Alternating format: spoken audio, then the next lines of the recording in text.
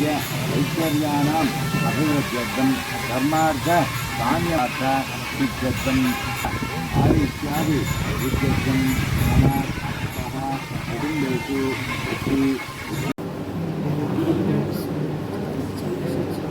కాంచి మహాత్మా నేను తమ్ములతో అనేక దినములుగా అరణ్యవాసం చేస్తూ మీకు కష్టములు అనుభవిస్తున్నాను. ఇట్టి కష్టసాగమును నందుండి కడదేరినట్టు ఉపాయము తెలుపబోయానే అని కృష్ణుని ప్రార్థించిన కృష్ణుడు ఇట్లనియే. అంటే మనం ఏ వ్రతం చేసుకున్నా కూడా దానికి మూల ఎవరు అంటే సూత పౌరాణికుడు అని పురాణోక్త. ఆయనకు అన్ని వ్రతాల గురించి ఆయనకు బాగా సవివరంగా తెలుసు అన్నమాట. ఏ వ్రతానికి అది ఎవరు, ఏ వ్రతం ఎట్లా చేసుకోవాలి, దానికి అనుష్ఠాన విధానం.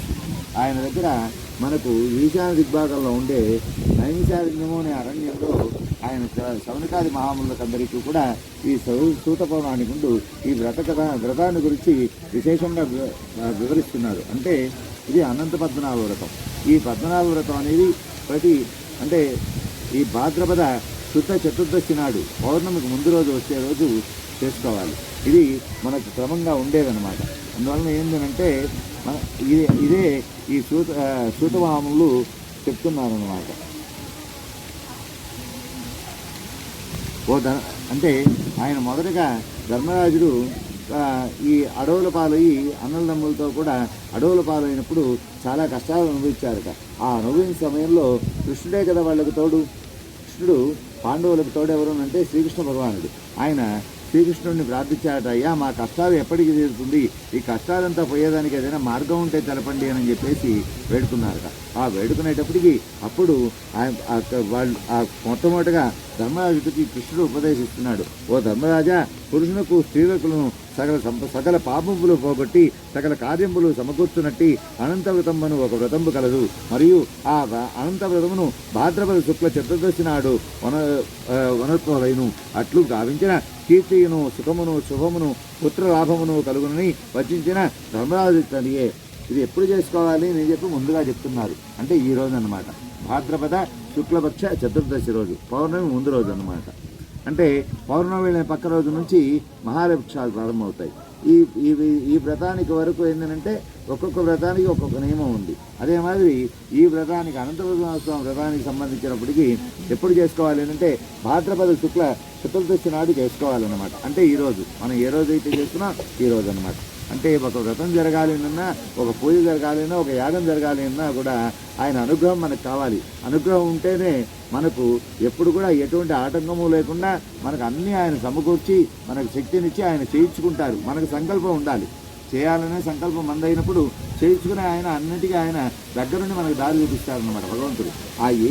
ఆ శక్తి ఏంటంటే ఇదే శక్తి, ఇంకేం లేదు. మనకు కంటికి కనిపిస్తుందా, కంటికి కనిపించకుండా ఉంటేనే అది, కంటికి కనిపిస్తే ఇంకా వాటిని గురించి నమ్ము. అందువలన ఏంటంటే భగవంతుడు ఎక్కడున్నాడు అంటే మనకు దారి చూపించేవాడే భగవంతుడు. అందువలన మనకి ఈ కార్యక్రమం అనేది జరగాలంటే ఆయన యొక్క అనుగ్రహం ఉండాలి.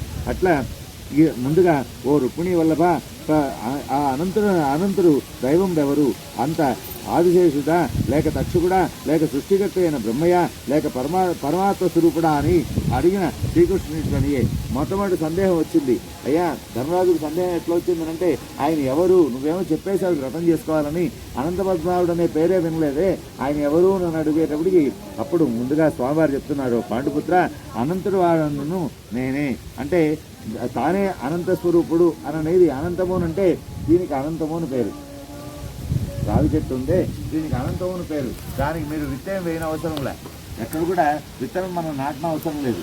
దాని ఇచ్చగా ఎక్కడంటే అక్కడ వచ్చేస్తుంది, అది ఎక్కడ రావదలుచుకుంటే అక్కడికి వచ్చేస్తూ ఉంటుంది అనమాట. అందువలన ఇది ఎట్లనంటే దాని ఇచ్చగా వెళ్ళిపోతుందే కానీ దీనికి మరణం అనేది లేదు. ఇవన్నీ వచ్చేసి దీనికి ఉండే ఈ చెట్టు కొమ్మలు కానివ్వండి ఇవన్నీ కూడా వేదాలన్నమాట. భగవంతుడి సృష్టి అది, మనం కొత్తగా మనం సృష్టించేది కాదు, ఎవరు నాటేది కాదు. అట్లా ఈ అనంతరైన వాడు నేనే అని చెప్పి ముందుగా తన గురించే చెప్తున్నారనమాట. నేనే తప్ప మరి ఎవరూ కాదు.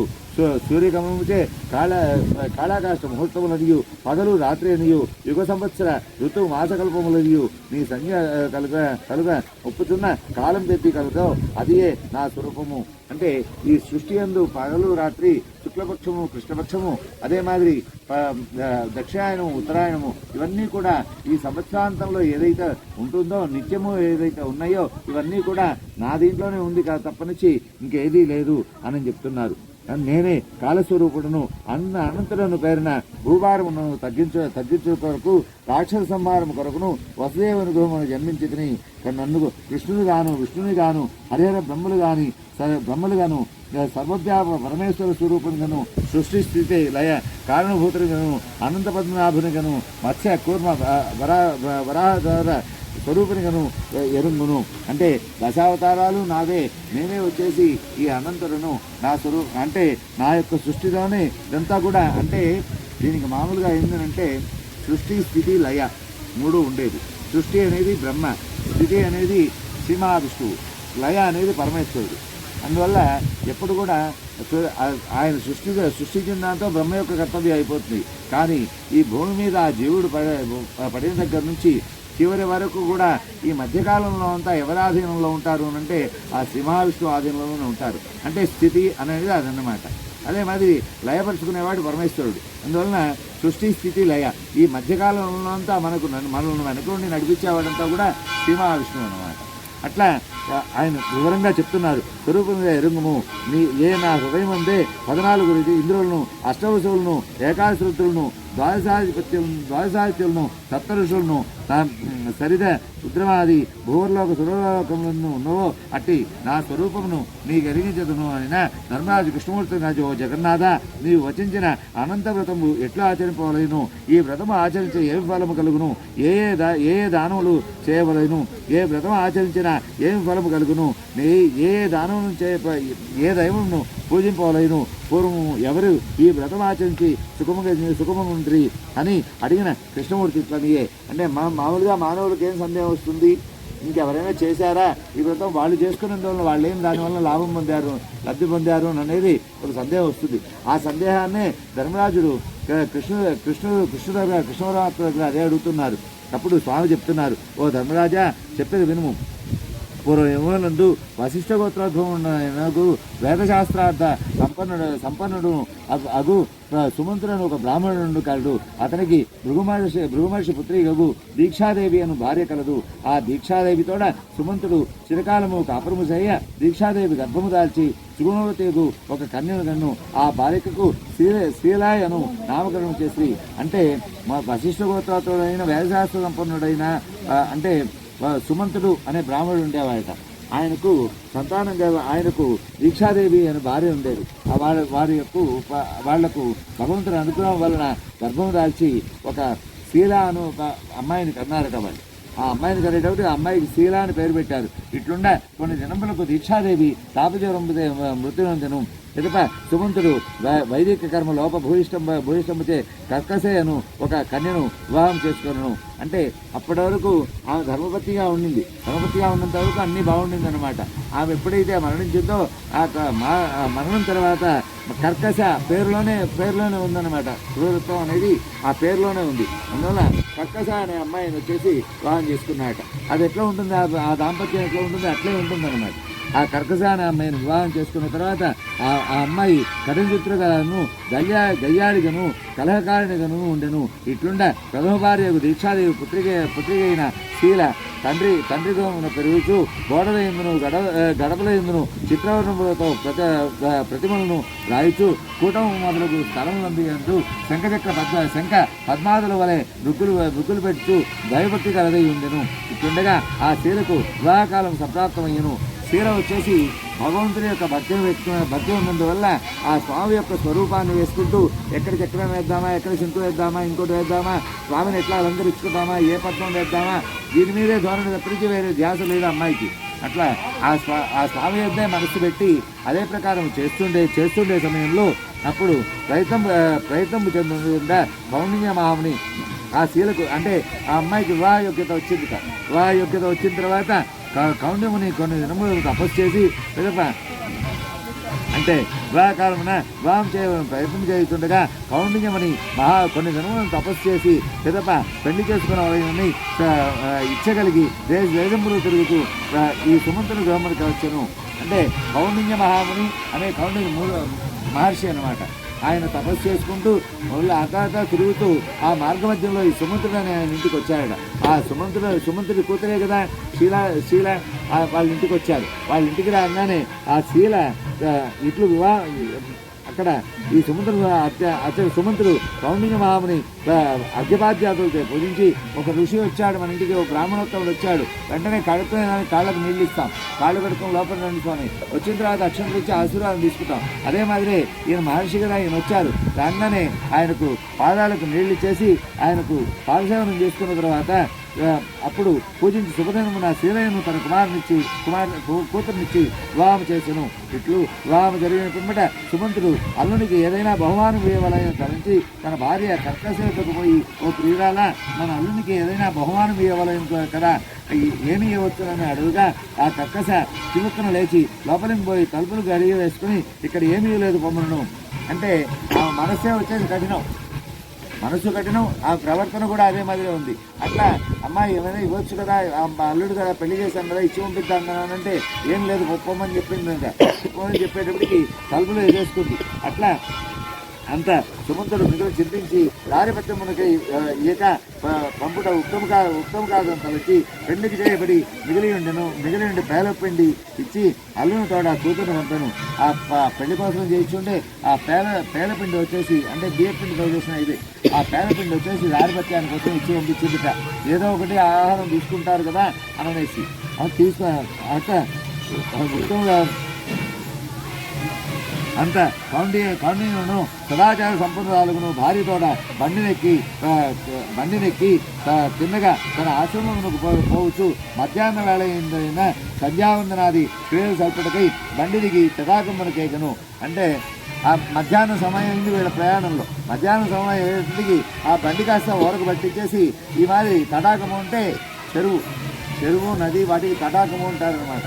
ఆ తటాక అక్కడికి వెళ్ళి కాళ్ళు కడుక్కుని మాధ్యాహ్నికం చేసుకున్నాము అనేసి అనుష్ఠానం కోసం దిగి వెళ్ళాయట. తటాకమును చేయను. నాటి దినమున అనంతపద్మనాభ చతుర్దశి కావున అచ్చట ఒక ప్రదేశమున అనేక మంది స్త్రీలు ఎర్రని వస్త్రములు ధరించుకుని మిగుల భక్తియుక్తులై వేరువేరుగా అనంతపద్మనాభ స్తోత్రములు చేయుచుండగా కౌండిన్యుని భార్యకు శ్రీలయ్యకు చూసి మెల్లగా ఆ స్త్రీల వద్దకు పోయి, ఓ వంశాములారా, మీరు దేవుని పూజించున్నారు, ఈ గత పేరేమి అని చెప్పి అడిగింది వివరంగా. అంటే ఆ స్త్రీల వచ్చేసి ఈయన సంధ్యావందనానికి వెళ్ళిపోయాడు అనుష్ఠానానికి. వెంటనే అక్కడ అందరూ స్త్రీలంతా ఎర్రగొడ్డలు కట్టుకునేసి వ్రతం చేసుకుంటున్నారట. ఆ వ్రతం చేసుకుంటుండే సమయంలో ఈ మనసొప్పగా గవ్వా దిగి వాళ్ళ దగ్గరకు పోయేసి, మీరు ఏం చేస్తున్నారు, దేనికోసం చేస్తున్నారు అని అడిగేటప్పటికి అప్పుడు వాళ్ళు చెప్తున్నారు, ఓ మరిదాములారా అని ప్రార్థించగా ఆ ప్రతివ్రతలు ఇట్లది, ఓ పుణ్యవతి చెప్పేది వినుము, ఇది అనంత పద్మనాభ స్వామి వ్రతము. ఈ వ్రతము గావించిన అనంత ఫలము లభించును.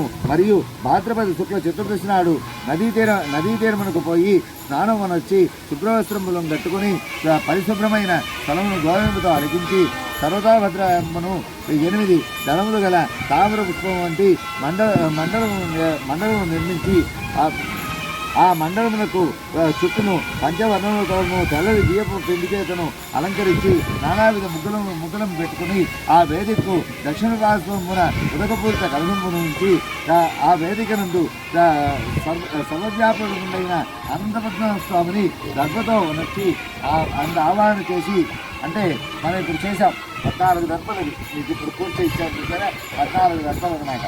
అంటే శేషుడికి 7 వేళ్ళు 14 తలలు, దానికి బదులుగా అన్నమాట. దర్భ అనేది శ్రేష్టం. మాకు 360 రోజులు అంత పని ఉంటుంది. అందువలన దాంతో శేషం మాదిరి చేసి కలశంలో పెట్టాం.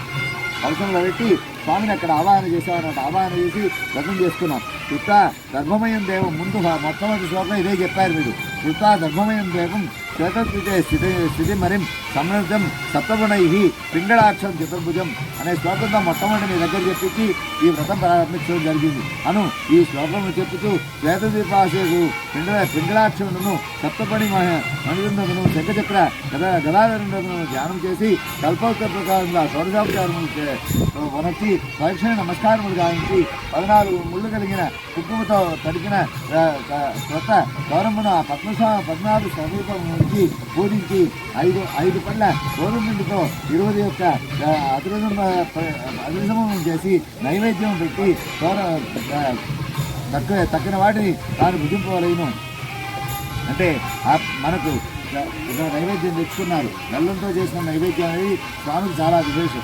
అందువలన ఆ చేసిన తర్వాత ఆ నైవేద్యం అంతా చేసుకుని ఉపచారాలు చేశారు.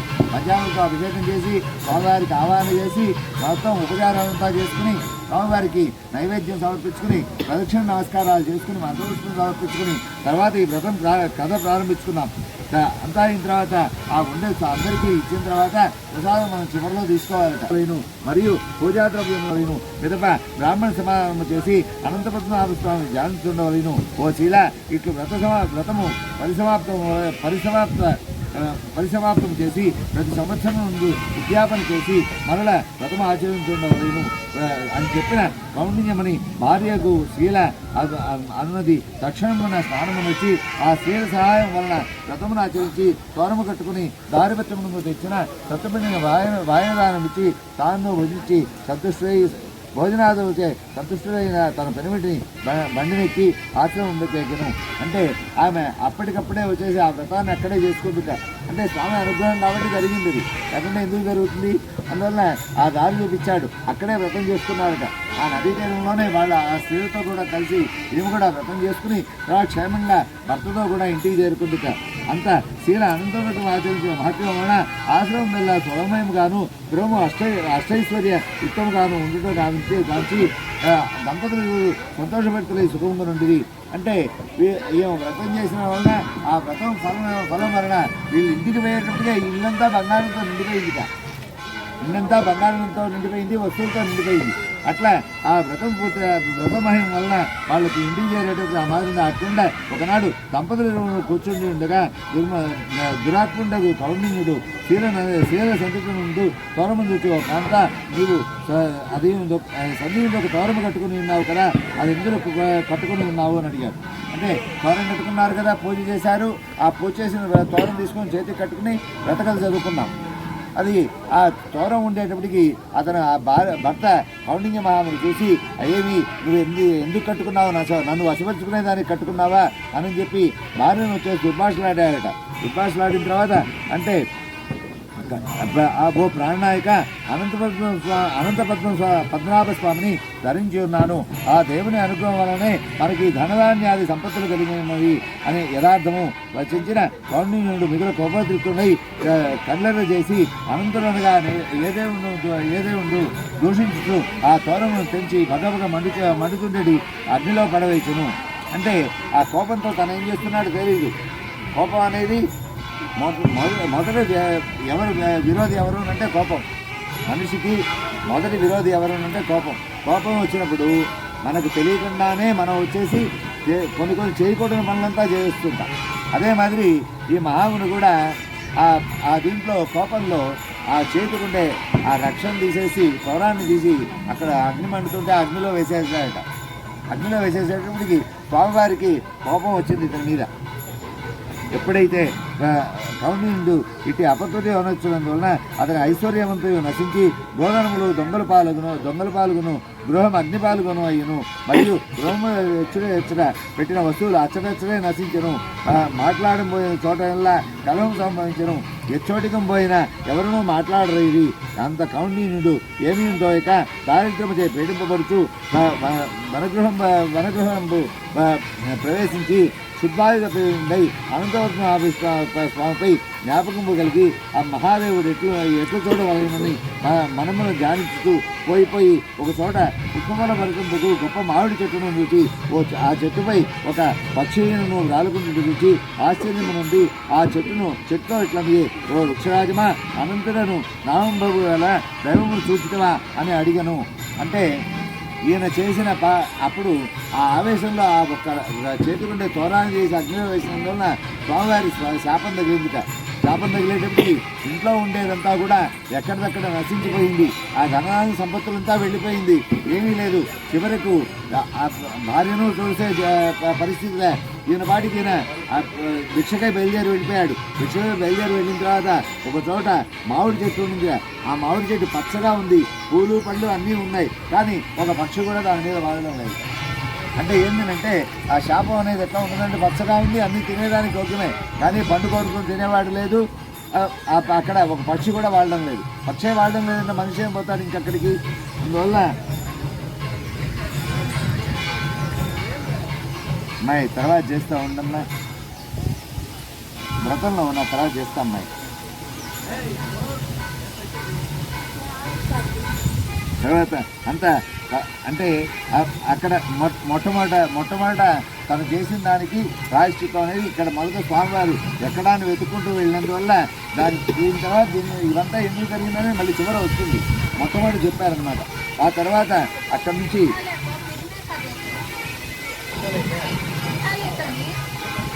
అంత కౌంటింగ్ మరికొంత దూరం పోయి పచ్చిగడ్డిలో ఈ వలన అవల తిరుగుతున్న దూరతోవడం కూడిన గోవును కాంచి, ఓ కామధేనుగా అనంతపద్మ స్వామి చూపుతావా అని అడిగను.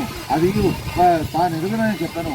అక్కడ కొంత దూరం వెళ్ళిన తర్వాత ఒక చోట పచ్చిగడ్డిలో వచ్చేసి తిరుగుతూ ఉండింది. ఈ పక్కన చేపట్టుతో ఆ పక్కన చేపట్టుదు తిరుగుతూ ఉంది. కానీ ఆ ఆవును చూసి నువ్వు అనంతరామ స్వామి చూసావా అని చెప్పి ఆ కామధేను కూడా అడిగింది. అది కూడా నాకెవరో తెలియదు అని చెప్పింది. అక్కడి నుంచి మళ్ళా పిదప కౌంటింగ్ మరికొంత దూరం వెళ్ళి మోకాలు మట్టి పచ్చికలో నిల్చుండి ఒక వృషమును వీక్షించి, ఓ వృషభరాజా అనంతపద్మ స్వామిని చూపించవా అని అడిగను. అనంతపద్మ స్వామి ఎవరో నేను ఎరుమునని చెప్పను. కొంత దూరం వెళ్ళిన తర్వాత ఒక ఎద్దు వచ్చేసి ఆ పచ్చికలో నేర్చుకుంది. ఆ ఎద్దును కూడా అడిగాడట, నీకు తెలుసా, నువ్వు చూసావా అని.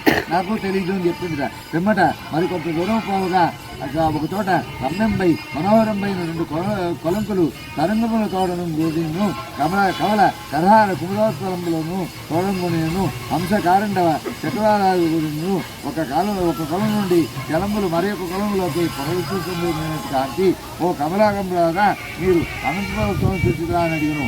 అంటే 2 కొలంలో ఉండింది. ఆ 2 కొలంలోనూ తామర పూలు, మంచి పూలంతా మొత్తం తామర చెట్టుతో తామర పూలతో నిండిపోయింది. ఈ కొలంలోంచి ఆ కొలంలోకి, ఆ కొలంలోంచి ఈ కొలంలోకి నీళ్లు పొరుతుండేటప్పుడు ఆ రెంటిని కమలాకరంబులు అని అంటారనమాట. అప్పుడు కమలాకరంబులారా మీరు ఏమైనా అనంతపురం స్వామి చూచారా అని చెప్పి అక్కడ మళ్ళీ అడిగేటప్పటికి ఆ కౌండిన్యమానికి నాకు కూడా తెలియదు అని చెప్పింది. కాదు చెప్పంగానే అందులకు ఆ పుష్కరులు మేము ఎరగమని చెప్పగా కౌండిన్యుడు మరికొంత దూరం పోగా ఒక చోట ఒక గాడిదను ఒక ఏనుగును నిలుచుకుని ఉండెను. వారిని చూసి మీరు అనంతపద్మస్వామి సూచితరా అని అడిగను. అవి అనంతపద్మస్వామి ఎవరో మేము ఎరగమని చెప్పాను. అంత కౌండిన్యుడు మిగులు విషాదం పొంది దుఃఖాక్రాంతుడై మూర్చపోయి క్రిందపడిను.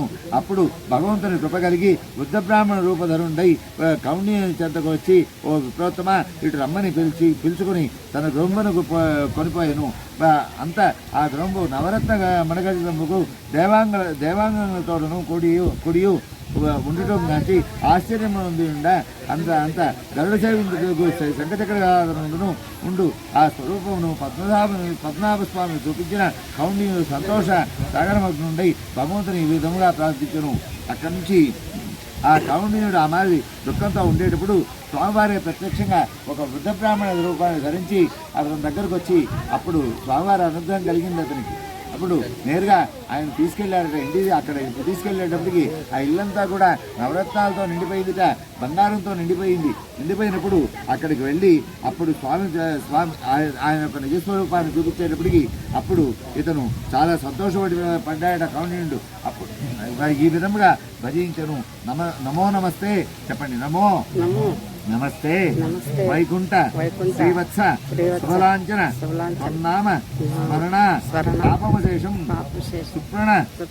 సుప్రణశ్యతి. నమో నమస్తే గోవింద నారాయణ జనార్దన అని ఈ మాది స్తోత్రం చేశాడట ఆ మహాముని. కౌండిన్య మహాముని ఈ స్తోత్రం చేశాడట. అంటే అంతవరకు ఏంది, కోపంతో ఉన్నాడు, ఆగ్రహంతో ఉన్నాడు, కళ్ళు తెరిపించే దానికోసం భగవంతుడు వచ్చేసి ఇన్ని వచ్చేసి సృష్టించాడు అనమాట. తను ఏ విధంగా వచ్చేసి అంటే మనం ఏదైనా తప్పదడుగు వేసినా కూడా ఆయన మన దగ్గర తీసుకుంటారు. మన పిల్లలు తప్పదడుగు వేసినప్పుడు మనం ఎట్లయితే దాడి చేస్తామో అదే మాదిరి మనం పెద్దవాళ్ళని తెలిసి తెలియక వేసినా కూడా మనల్ని కూడా ఆయన దారి తెచ్చుకుంటారనమాట. అట్లా ఈ కౌండి మామిడికి దారి చూపించారు స్వామి. ఆ మామిడి చెట్టు వృత్తాంతమేమి, ఆ ఆవు ఎక్కడిది, ఈ వృషం ఎక్కడి నుండి వచ్చా, ఆ కొలను విశేషమేంటి, ఆ గాడిద ఏనుగు బ్రాహ్మణులు ఎవరని అడిగిన భగవంతుడియే. అంటే ముందుగా ఈయన అడిగితూ వచ్చారు కదా ఎవరి దగ్గరకు, మొదలు ఒక మామిడి చెట్టు దగ్గరికి వెళ్ళాడు, తర్వాత ఒక ఆవు దగ్గరికి వెళ్ళాడు, తర్వాత ఒక ఎద్దు దగ్గరికి వెళ్ళాడు. ఇట్లా వెళ్ళి వీళ్ళందరినీ అడుగుతూ వచ్చాడు అనమాట. దానికి స్వామివారు ప్రత్యక్షంగా ఓ బ్రాహ్మణ శ్రేష్ఠ పూర్వము ఒక బ్రాహ్మణుడు సకల విద్యలను జరుపుకుని గర్భంపుచే ఎవరికి విద్య చెప్పకపోతే అడవిలో ఎవరికి ఉపయోగించని మామిడి చెట్టుగా జన్మించును. అంటే మనం ధనం పంచితే తరుగుతుంది, విద్య పంచితే పెరుగుతుంది. విద్య అనేది 10 మందికి పంచాలి. పంచినప్పుడే అదేది మనస్సు నిర్మలంగా పెట్టుకుని నిష్ప్రమంగా మనకు తెలిసిన విద్యను మనం 10 మందికి పంచామనంటే వాళ్ళు వృద్ధిలోకి తెచ్చుకుంటారు. వాళ్ళు వృద్ధిలోకి వచ్చి ఈయన దగ్గర నేను చెప్పుకున్నాను, నేను ఈరోజు మారుకున్నాను, వాళ్ళకి తెలియకుండానే మనిషిని చూసినప్పుడు గుర్తు రావడమో ఏదైనా ఒక సందర్భం వచ్చినప్పుడు గుర్తు రావడమో జరుగుతుంది. అందువల్ల ఆ ప్రకారమే ఆ విద్య పంచనందువల్ల ఆ బ్రాహ్మడు వచ్చేసి మామిడి చెట్టు అన్నీ ఉన్నాయి కానీ దాన్ని తినేదానికి ఎవడు రావట్లే, ఏమీ ప్రయోజనం లేకుండా ఆ మాదిరి మామిడి చెట్టు ఆ మాదిరి ఉండిపోయింది. అట్లా తొలి ఒకడు మహాభాగ్యవంతుడై ఉండి తన జీవితకాలం నుండి ఎన్నడూ బ్రాహ్మణులకు అన్నప్రదానం చేయనందున పశువుగా పుట్టి గడ్డి తిన నోరు ఆడక పచ్చిగడ్డిలో తిరుగుతున్నాడు. అంటే మనం తినేటప్పుడు ఎవరైనా వచ్చారు ఆ సమయానికి వాళ్ళకి పెట్టి మనం తినాలి. మనకు ఉండే శక్తిలో మనం చేసుకున్న దాంట్లో వాళ్ళకి పెట్టి మనం తినాలి, శాస్త్రం అన్నమాట. అట్లా అది చేయనందువల్ల ఆ బ్రాహ్మణుడు కూడా ఇక్కడి నుంచి అక్కడికి అక్కడి నుంచి అక్కడికి తిరుగుతున్నాడు. అంతా ముందుంది కానీ తెల్లైన పరిస్థితి ఉన్నాడు. ఆ గోవు వచ్చేసి తెల్లైన పరిస్థితిలో ఉందన్నమాట. అట్లా అది అయిన తర్వాత అక్కడి నుంచి ముందొక రాజు ధనమానందుడై బ్రాహ్మణులకు చవిటి భూమిని దానం చేసినందున ఆ రాజు వృషంపై అడవిలో తిరుగుతున్నాడు. అంటే ఒక రాజు వచ్చేసి అంతా ఉంది, ధనం ఉంది, దానం చేయట్లేదు, ఏమీ చేయట్లేదు. ఆయన అవన్నీ ఏమీ చేయకుండా అందరికీ వచ్చేసి బ్రాహ్మణులకు దాంతోపాటు దేనికి ఉపయోగపడని చవిటి భూమిని ఇచ్చాయట. ఆ చవిటి భూమిని ఇచ్చడం వలన ఆ ఎద్దుగా పుట్టి తను కూడా వచ్చేసి ఆ మాదిరే బాధ కలిగించాడు. అట్లా ఆ కొలను రెండును ధర్మం ఒకటి అధర్మం ఒకటి అని ఎరుగుము. ఈ ఒక మానవుడు సర్వదా పరమను దూషిస్తూ ఉండినందున గాడిదయ్య పుట్టి తిరుగుతున్నాడు. అంటే ఆ కొలను రెండు వచ్చేసి ఒకటి కలుస్తున్నాయి. అంటే ధర్మం నిలబడాలి అంటే అధర్మం నశించాలి. అందువల్ల ఆ ధర్మంలో ఉండే నీళ్లు ఈ అధర్మంతో కలుస్తున్నాయి. ఈ అధర్మంతో ఎప్పుడైతే ఆ నీళ్లు కలిసిందో ఈ అధర్మం కాస్త పోయి అది కూడా ధర్మంగా మారిపోతుంది. ఆ రెండు కొలలకు అర్థం ఏంటంటే అదట. తర్వాత ఇక్కడ ఒక గాడిద స్వరూపం గాడిద కూడా కనపడింది కదా. అక్కడ ఒక మానవుడు సర్వదా అంటే ఎప్పుడు చూసినా తన వెనకాల ఉండే తన ఏం చేస్తున్నాడు, తన వెనకాల తన వీపు తనకు తెలియదు, కానీ ఎదురులను ఎప్పుడు నిందిస్తున్నాడట. ఆ నిందిస్తున్నందువల్ల తనకు భగవంతుడు ఆ గాడిద యొక్క స్వరూపాన్ని ఇచ్చాడు. పూర్వము ఒక పురుషుడు తన పెద్దలు చేసిన దాన ధర్మములు తానే విక్రయించి వెనకేసుకునటం వలన అతడే ఏనుగుగా జన్మించను. అంటే పెద్దలిచ్చే ఆస్తిని తనే వచ్చేసి మిగతా వాళ్ళకి ఎవరికి ఇవ్వకుండా అన్నలమ్ములకు తను ఒక్కడే వచ్చేసి వెనక వేసుకున్నందువలన ఏనుగుగా జన్మించాయట. అందువలన ఆ అనంతపద్మ నేనే బ్రాహ్మణ రూపంతో నీకు దారి చూపించితిని ప్రత్యక్షమైతిని. కాన నీవు ఈ అనంత వ్రతమును 14 సంవత్సరములు ఆచరించేవేవి నీకు నక్షత్ర స్థానమును ఇచ్చేదనని వచించి భగవంతుడు అంతర్ధానమునందే. అంటే మనం దేనికి చేసుకోవాలి ఈ వ్రతము అని అంటే సంకల్పం చెప్పుకున్నారు. వీరంతా కూడా ఏం చెప్పుకున్నారు? నాకు ఆరోగ్యం బాగుండాలి. అంటే ఐశ్వర్యం అనేది ఆయన ఇచ్చేది, ఎప్పుడు ఇస్తాడో ఎప్పుడు తీసుకుంటాడో తెలియదు, కానీ మనకు ఆరోగ్యం బాగుండాలి. ఆరోగ్యం బాగుంటే అన్నీ బాగున్నట్టే, అన్నీ మన దగ్గర ఉన్నట్టు. అందువల్ల ఆరోగ్యం బాగుండాలి అని మొదటి సంకల్పంలోనే అదే చెప్తున్నాం. సంకల్పంలో అది చెప్పి అయ్యా నేను చేస్తున్నా ఈ వృత్తిలో నాకు అభివృద్ధిని కలిగించు, అంతేగాని ఇంకొకరికి నాకు కావాలనో ఇంకొకటో మీరు కోరుకోవట్లే. అందువల్ల ఆ భగవంతుడి యొక్క సంకల్పం కూడా అట్లే ఉంటుంది. యద్భావం తద్భవతి. మన సంకల్పం ఏదైతే ఉందో అదే భగవంతుడు ఇచ్చేది మనకు. అందువలన అదే ప్రకారమే స్వామివారు వచ్చేసి ఇక్కడ అదే ఈ వ్రతానికి ఉండే విశిష్టతను తెలిపారనమాట. పిదప కౌండిన్యముని తన గృహమునకు వచ్చి భార్యతో జరిగిన వృత్తాంతంతో చెప్పి 14 సంవత్సరంలో అనంత వ్రతం ఆచరించి ఇహలోకమున పుత్రపౌత్రాది సంపదలను అనుభవించి అంత్యకాలమున నక్షత్ర మండలం అలంకరించను. అంటే ఆ సప్తఋషి మండలం ఉంది అన్నమాట పైన. ఈ సప్తఋషి మండలంలో కౌండిన్య ముని కూడా ఒకరు. అట్లా ఆ సప్తఋషి అంటే వివాహం అయినప్పుడు నక్షత్రం చూపించండి, అరుంధతి చూపించండి, సప్తఋషయ 7 మందిని చూపిస్తారన్నమాట అక్కడ. అందువల్ల ఆ సప్తఋషి మండలంలో ఉండే కౌండిన్యముని ఆశీర్వాదం కోసం కూడా ఆయన కూడా ఆ 14 సంవత్సరాలు ఈ వ్రతం చేసి చివరిన వచ్చేసి స్వామివారి అనుగ్రహం వలన నక్షత్ర మండలంలో ఆయనకు స్థానం కలిగిందిట. అట్లా ఓ ధర్మరాజా, ఆ మహాత్ముండకు కౌండిన్యుడు నక్షత్ర మండలం నందు కారంపడుతున్నాడు. మరియు నక్షత్ర మహాముని ఈ వ్రతం ఆచరించి లోకమునకు ప్రసిద్ధి చెందను.